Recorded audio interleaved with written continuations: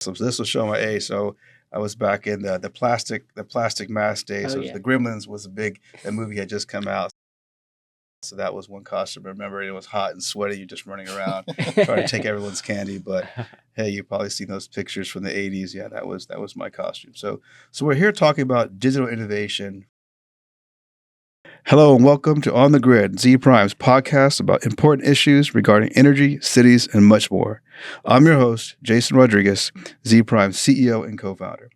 Our guests today are Jacob Fromhart, Senior Manager for Deloitte Consulting, Carson Abrahamson, Consultant for Deloitte Consulting, and Arul Thakkar, Principal Product Manager in Digital Support Services and Customer Experience at a large public utility in the U.S. Gentlemen, welcome and thank you so much for being here for Zpryme's On the Grid.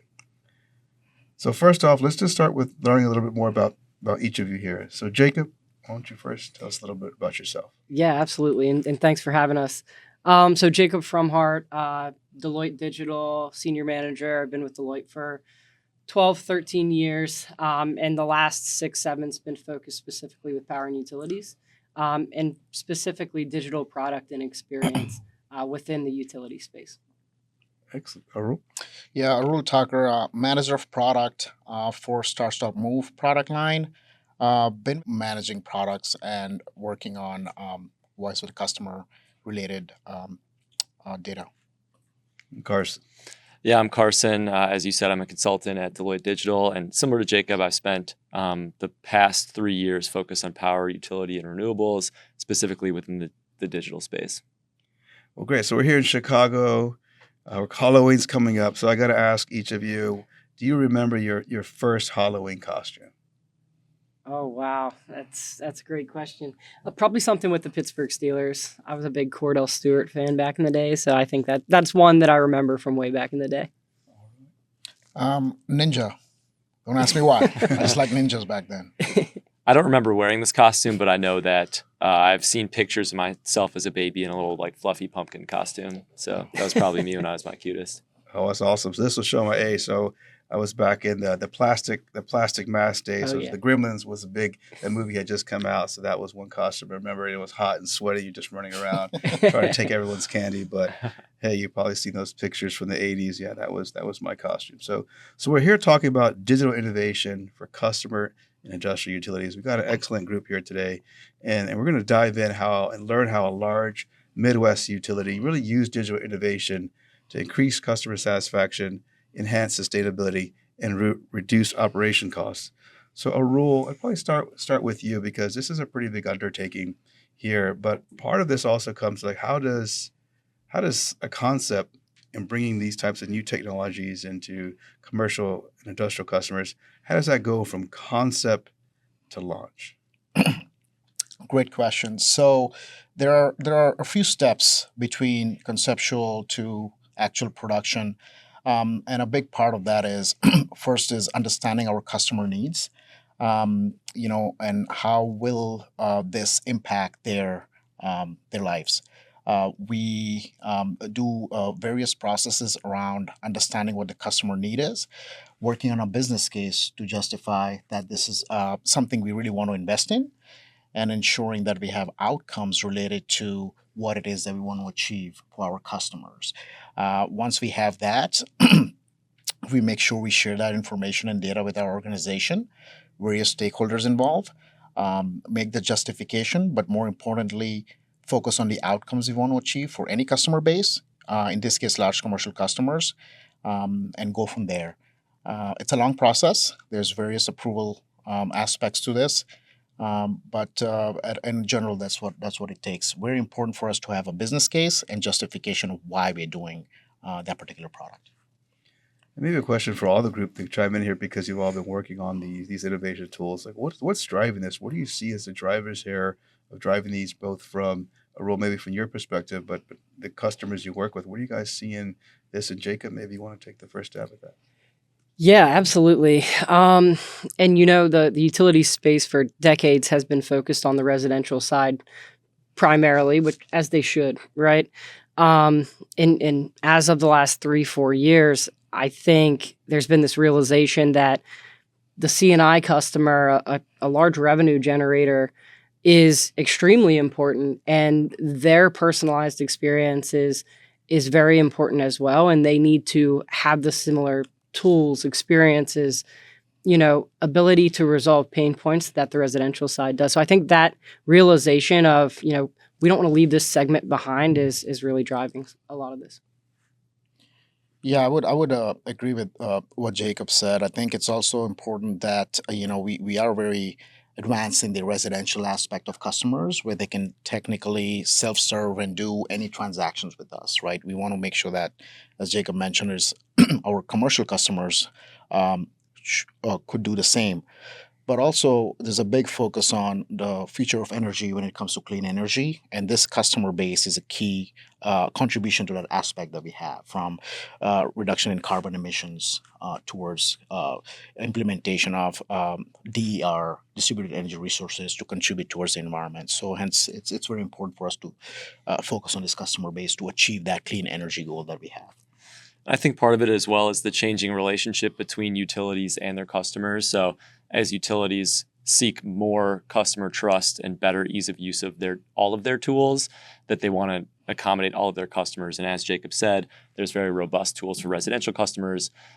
This is another customer segment, commercial, that has historically not been served by these digital tools. And I think that utility organizations are looking to make sure that all of their customers, all of their users are satisfied with their digital capabilities.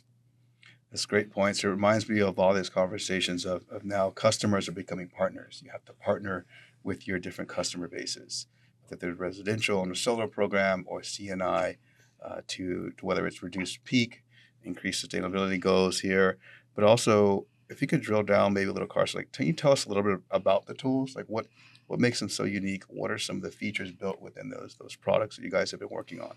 Yeah, so the products that we're coming out with are really designed at the initial level to get customers in the door. So like we said, there are robust tools for residential customers, features that they can use to self-service their needs. But commercial customers largely were not using digital capabilities. Part of that's because they have a white glove account manager experience designed to in that a lot of commercial customers, when they have questions, they'll be emailing or calling or meeting with their account managers. And our goal was to drive those customers to a more automated process. So creating products that are one-stop shops for them to get their questions answered or to discover what programs are available to them. So to that end, we started by creating what we call the Large Customer Services Hub. And that is a place for customers to land and have or see content that's relevant to their needs from specifically a commercial or a large customer perspective. Beyond that, we created some tools that allow them to understand the rate classifications from a commercial lens, as well as personalized guides for electric vehicle, or I should say fleet electrification. And then finally, one of the tools that we're most excited about is the Program Finder, and that allows customers to see all of the programs that are available to them from a commercial perspective, and categorize those by the different opportunities that they serve. So whether that's fleet electrification, incentives, discounts, or some sort of economic development or new construction perspective, those are things that weren't consolidated for customers. And we're providing that ability for customers to see that in one place, as opposed to spread across the websites of the utility and lumped together with the residential program. So we really decoupled them from residential and then split them off by their specific needs to the commercial business. And Arul, you mentioned a little bit about the benefits that the customers on the commercial industrial side are seeing. Can you talk a little bit about are they universal, or are some looking for different benefits or features within these tools?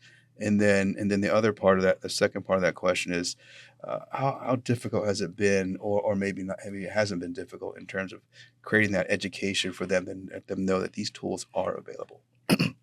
Great question. So, a couple things to add to what Carson said. The tools, so the Program Finder that Carson mentioned, we just won an award for it, Industry Best Award for that, right? We're the first utility that actually is focusing on availability of programs for specific customers in that segment. But to answer a question around the benefits of this feature for large commercial services, it's allowing them to not only them, but if you look at our customer base from an internal perspective, is the account managers as well, right? So one of the benefits we are seeing is the reduction of effort in the account managers because they also utilize the tools we're building, right? It's not just external customers, but account managers so they can go into our website and look at the program finder, let the customer know what's available to them. In the past, as Carson mentioned, it's a white glove service where they're supposed to call and get the answer, the answers answered, but it may take some time. So we are seeing some benefits there, but we're also seeing heavy utilization of our self-service channel. So we're seeing adoption. We're actually seeing 84% engagement with the program finder where customers come and visit that particular site, right? So we are seeing 11% total website traffic going towards large commercial services, as Carson mentioned, to that one-stop shop page we build. So that's some of the benefits. As far as being able to promote what we're doing, I think that's very important. And we work very closely with our account managers as partners. And since they talk to customers, they're the ones that potentially are pushing this, but we're also working with our marketing teams to ensure that customers are aware of what's available. Because I think to your question, that's key, right? If they're not aware of what we're building, they're not going to be able to utilize it. So we're focusing on that, but it takes time because as Carson mentioned, we just started opening the door. Now the functionality that's about to come will leave an impact, make a greater impact. And Jacob, are you seeing some of the other utility partners or maybe even other large CNI customers asking more about these advanced tools there? What are you seeing? What are some of the trends that are sticking out to you? Yeah, absolutely. It's a hot topic, and it has been for 3-4 years now. Specifically, this focus on the CNI segment, and that's large and national customers as well as small and medium business. I think, like we mentioned at the beginning, up top, there's this realization that this customer segment was kind of being, left behind, but their satisfaction is critical and important to that partnership that you mentioned.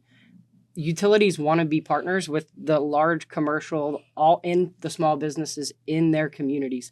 They're both serving the community, and if that partnership is strong, there's benefits on both sides of that table. So we're seeing it in the market. People are wanting personalization all over the board in terms of the experiences and products that they have. It's a customer expectation that's just happening in digital, and it's for large customers, residential, and basically all customer segments. All right, so we talked a lot about the benefits, and it's exciting to see this program roll out, but you guys had to roll your sleeves up. You've been in the trenches to get this live to launch. So I wanted to see if you guys would be willing to share maybe some of those challenges that came up, or what were their bottlenecks? Because there's people in the audience out here of our listeners who are thinking about going down this path, but obviously they want to be aware of some of the hurdles that you had to go through. Carson, you want to share a little bit about that? Yeah, I'll say one of the challenges that we've seen from a product perspective is the variety of users that we will see on these products, right? We use the term commercial customer, but really we're designing these for all large organizations. And that means your customer could be a hospital, it could be a school, it could be a franchise of McDonald's, or it could be a large industrial warehouse. So there's different use cases for these commercial customers. They also have different size organizations, and they're in different industries. So the key problem for us to solve is how do we deliver things that are useful for these users without making them specific to a certain industry or use case so that we don't risk alienating a certain type of user with one of our first few releases. So we had to make a concerted and conscious effort to make sure that we are prioritizing content that could be applicable and is still useful to all different types of customers. Yeah, one thing I'll add too is if you are intending to do something like this for utility or whatever, it's very important to understand one thing when you think about the commercial side of things versus residential. On a residential side, for most of us, it's a one-to-one relationship. You go in, you look at your account. From a large commercial, it gets a little bit difficult because one account may have multiple sub-accounts. If it's a big organization that have facilities all across the United States, how do we ensure that they're able to come in and be able to break down what it is they want to see? What are those offerings available to them from a incentive or energy savings opportunities for what facility? That's the key. And that's kind of not easy to do, but obviously working with Deloitte here to help us build that functionality and be able to allow customers to see one-to-many. So that's, I think, a key differentiator there of the difference between residential and commercial. It's not a straightforward one-to-one, it's a one-to-many. Absolutely. And you mentioned differentiators. So one of the things, and Carson was alluding to this, was with the large customer, you have multiple personas, multiple users of that account for different reasons, right? Where residential and usually small business, they have one person doing everything. They're looking at outage, they're paying the bill, they are looking for incentives and programs. Where the different use cases and personas for the large side, you might have someone who's a facilities manager who's very interested in outage, and that's going to impact their business. You have someone who's in accounting or finance who's paying the bill. You have someone who's specifically focused on energy efficiency and signing up, and they have decarb goals, right? So there are all of these different use cases and pathways that have to be examined. And that's something that we had to do along the way, is try to understand all of the different needs from all of the different players, because it's not a one size fits all, in this segment. So good points there. It brings up another question, and let's try to frame this. Hopefully it makes sense, because you mentioned there's different personas. So is there a typical persona who's the end user, who's implemented? Is it a facility manager? Is there an energy manager? Who is like someone likely we see to really leverage these tools on the CNI side? Yeah, it's like I said, and that's one of the challenges, is that, typically there's one account associated to one location. In this case, you have multiple people needing to access that location. And we talk about preference center all the time. Someone's really interested in outage notifications, and it's probably a different person who's interested in maybe notifications on incentives and rebates that are out there. So we have to try and figure out, right, what are these different pathways, and how are we enabling each one of them so that their jobs are extremely, extremely simplified, right? So that they can do basically the ease of business just reduces significantly with working with the utility. Arul, you mentioned the account managers and how this really, there's so much uptake and much more engagement. Has this really impacted like how they do their job, and is this something they really see as a valuable tool to help them bring that education to customers? Yeah, again, great question. So another thing I'll add while I answer this is, when you're trying to do this and your justification for the business case, you should always have outcomes that you want to achieve by focusing on a specific segment of product, right? In this case, we had specific outcomes to get the justification and funding to do this. One of the outcomes we were focusing on is exactly that, is employee effort. So customer effort, employee effort, customer satisfaction, and reduction in carbon, one of the few things that we said we're going to focus on by doing this segment, right? So from a account manager perspective, when you think about the effort, absolutely. Think about it this way. You're an account manager. You may manage 10, 20, 30, even 50 accounts at one time from large commercial services. At any time, any one of those can call you and say, what is available to me? What energy efficiency options do I have? What incentives can I utilize? For an account manager to know all that right off the bat it's almost impossible. There's so many factors involved by understanding what does a customer really need, what is the account's status for them to offer the right choice, and they may not know every option available. This tool, the program finder, for example, I'll just stick to that. There's multiple others. Now, account managers can go in, look at the available options by state, by city, by specific customer, and be able to say, here's what available to you, right? So from an effort reduction perspective, it's huge for account managers. And as we mentioned, this is just the tip of the iceberg. The functionality we have focused on moving next, where they can take actions, the one-to-many, it's basically very, very effortless for account managers, where we are allowing the account managers now to focus on really moving those big rocks that they need to focus on, rather than answering simple questions for the customer, if that makes sense. Focusing on what are those goals in the future, 2, 3, 5 years from now from decarbonization, rather than saying, hey, what's my bill? So that's how the effort for the account managers had been reduced. That's fantastic. Now, moving on the other side, because all of you live in the digital space, and obviously the AI think I have to ask a little bit about that. Are you hearing any concerns when they hear about these new digital tools that they have access to, whether it's a cybersecurity concern, whether it's how these the data that's being collected? Is this something that's being heard, or maybe this is not such a topic yet in this space? Yeah, I would say I haven't heard any concerns specifically about that. Mhm. Right now, a lot of what we're hearing is more so excitement around developing these not just one-to-one, but one-to-many relationships and enabling those account managers to be more of strategic advisors, as Arul was alluding to. I imagine at some point down the road, those will become concerns. One of the things that we have been starting to think about in terms of security concerns is how do we serve commercial customers in the sense that they are allowed to create new accounts for themselves, right?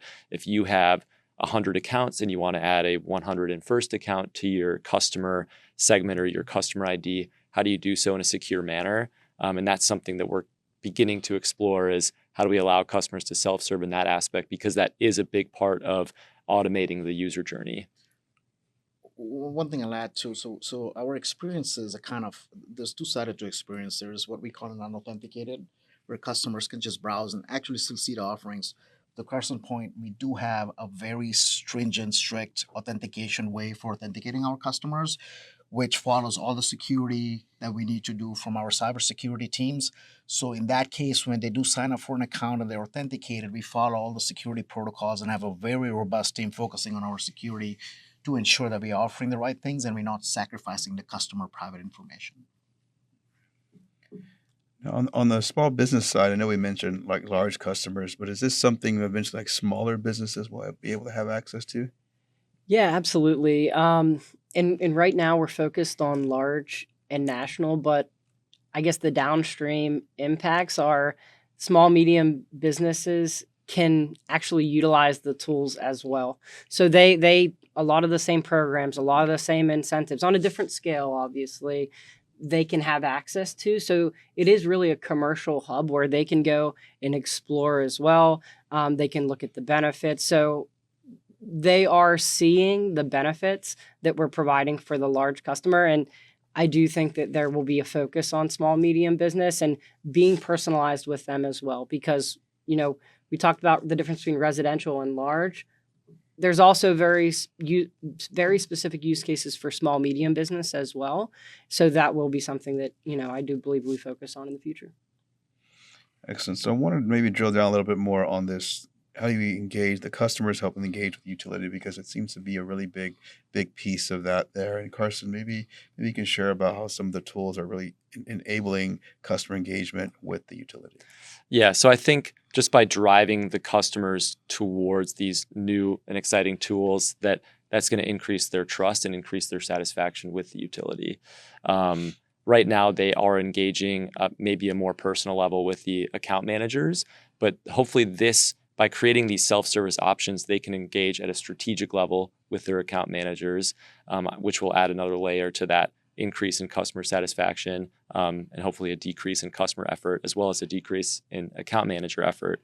But yeah, I think by driving them to enroll in more programs and hopefully making it easier to enroll in programs, we'll see better engagement. And one thing we've heard from customers as well is that they just simply aren't aware of a lot of the programs that are available to them. Again, because maybe it's difficult for an account manager to appropriately market all the programs that are available, or they can't find it themselves on the web.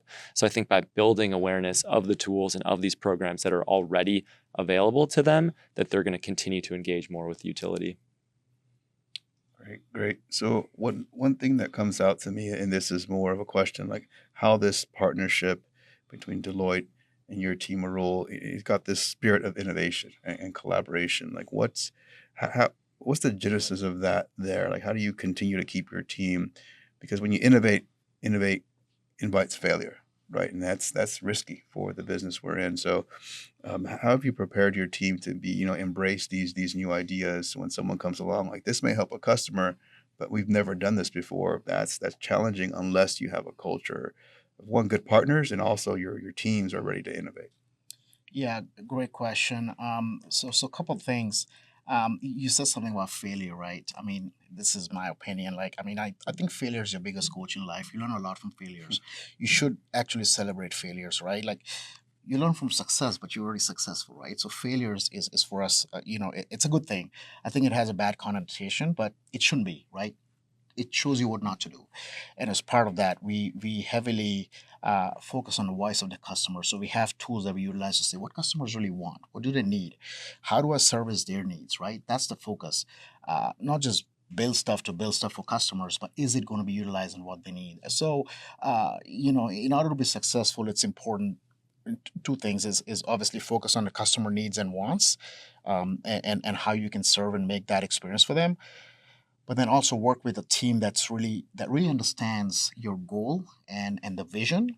And to your question about working with Deloitte, they have been this Carson Jacob has been working with me for years now, and it's important to have a team that understands your vision, but also helps you get that strategy to conception, right? So we work in an agile manner. Right, to your point, we keep releasing little functionality for customers, learning from it, improving on it, and building on it. So we do fail, and I think it's a good thing. So, but having a team, and Deloitte's been great in helping us achieve those technical feasibility from an architecture standpoint, building the functionality and making it customer facing. So it's been a great partnership. And Carson and Jacob, can you take that from the other side? Because Yeah. now you have to have the guardrails on. You have a goal and you have a customer in mind, but at the same time you have to kind of push the edge a little bit. How do you guys keep that up and also keep a good partnership? Absolutely. And Arul and team have been fantastic at allowing us and kind of pushing us to go further and think differently, because we want to stand out in the utility space. We want to be, top. So I think there's a freedom there that comes with that is, very liberating. And we've ingrained innovation in everything we do together. He mentioned we work in an agile manner. We've worked an innovation sprint that is a part of what we do into every program, every team, so that we're constantly thinking about what else, what is different. Maybe we take something from another industry. Maybe it's something that's never been done before and we want to try it out. So that's just part of our culture and part of what we want to do. We want to do something that's groundbreaking, that's different, that really takes that customer experience and just elevates it. So it's basically built into everything that we do. And I'll add on that when we set out on this journey, our goal was to create something that hadn't been seen before in the utility space, specifically for these commercial customers. And I think that Arul and his team have been really accepting of that risk of innovation. As you talked about, innovation invites failure. There's a potential that some of the investment into this opportunity is squandered. But I think that by willing to take that risk, they've been willing to set out and potentially create something groundbreaking. And I think we've succeeded in a manner so far. And I've only seen growing excitement and growing investment in this space by Arul and by other utilities as well. So I think that risk is something that was well rewarded and will continue to drive down this path. So let's fast forward 10 years here. You guys have done a great job, but where do you see the emergence of this commercial industrial space when it comes to leveraging more innovation tools and more digital tools? Like everyone to maybe chime in on that. Yeah, great question. When I think about the future with this customer segment, and this is the near future, everything that they need to do in regards to the utility can be self-serve in a manner that's extremely, extremely efficient. And that partnership between the utility and that commercial and industrial company is so strong that you're having those conversations about the future and you're building for the future. You're building new capacity. You're electrifying your fleets and you're working together in the community to actually build each other's brands in the community and strengthen that from within. So in the future, I see it a lot of self-service. I see account managers who are focused on those future conversations, new technology, and really working together in that manner. Yeah, I would add to that too. To everything that Jacob said is great, but a key element that we want to focus on is personalization. I think that's key of the future, and with AI capabilities now, I mean, I can technically be able to see your account information, know what you really are looking for, and tell you before you even worry about it that, listen, based on your account conditions and what you're looking for, here's some options available to you when you qualify. that's to me is a seamless, effortless experience for customers. So based on technology available to us, we want to be able to do that. And also to the point that was made, contribute towards the community by doing so, right? Promoting renewables, distributed energy resources, educating customers on climate change and carbon reduction. But all that leads to personalization and those personal experiences to make sure the customers really getting what they need. And additionally, one thing that I think about is that a lot of utilities have multiple opcos that might span different states or different jurisdictions within a given state. And a lot of customers have locations or accounts across different opcos. And I think when you talk about 10 years in the future, one thing that I think would be really exciting to see is how do we create digital tools that span across opcos so that customers can engage with their accounts that might be with different businesses within a given utility organization, because right now all that information, all that capability is segmented by opco, but how do we elevate those national customers so that they have a cohesive experience across opcos? So Arul, I'll give you the final question here, or the final pitch. So there's some CNI customers or utilities out there thinking of how they innovate and bring you digital services for their CNI customers. Like, what's your message to them of why they should lean into embracing and engaging this customer with new digital tools? Yeah, I believe that customer segment, as was mentioned earlier, need to be focused on more from a self-service perspective. Even though it's a smaller customer base, it's the largest load that they utilize from utilities. They use a lot of load, and we need to make their life a little bit seamless and effortless to be able to choose the right options, especially when we're leaning towards the utility of the future, which is again renewable, carbon reduction, fossil fuel reduction, distributed energy resources, solar. These are the organizations that will help us get there to a cleaner path. So it is very important for us to ensure that we are focused on that segment, but also while doing so, have a clear goal in mind of what you want to achieve for that segment. Different utilities, different customers are in different shoes, right? Don't put them all in one box, and which is what we did, right? We really focus on niche needs of the customer and also focus on what we are leaning towards as an organization and how do we work with a partnership with those customers to get to where we want to get to. So it's very important to have those outcomes that you want to achieve for the organization and above all the customer. Excellent. So as we wrap up here, tell our audience where they can find out a little bit more information about the work you're doing, or maybe find you on social. Yeah, absolutely. Jacob Fromhart, find me on LinkedIn. Happy to connect and talk utilities and digital at any time. Also, you can find us at DeloitteDigital.com as well. Yeah, Arul Thakkar, you can find me on LinkedIn as well. If there's any questions or any thoughts you have, happy to answer. John. Yeah, same as these guys, Carson, Abrahamson. Feel free to reach out on LinkedIn. All right, gentlemen, it's been an amazing experience. Thank you so much. Hopefully you guys have a good Halloween and throw on some new costumes this year here, and we'll see how the rest of this football season turns out, see how the Bears do and the Packers and the Cowboys. Well, we won't talk about those guys. But thanks, everyone, and thanks for joining us on The Grid. Thank you for having us. Yeah, thanks, Jason.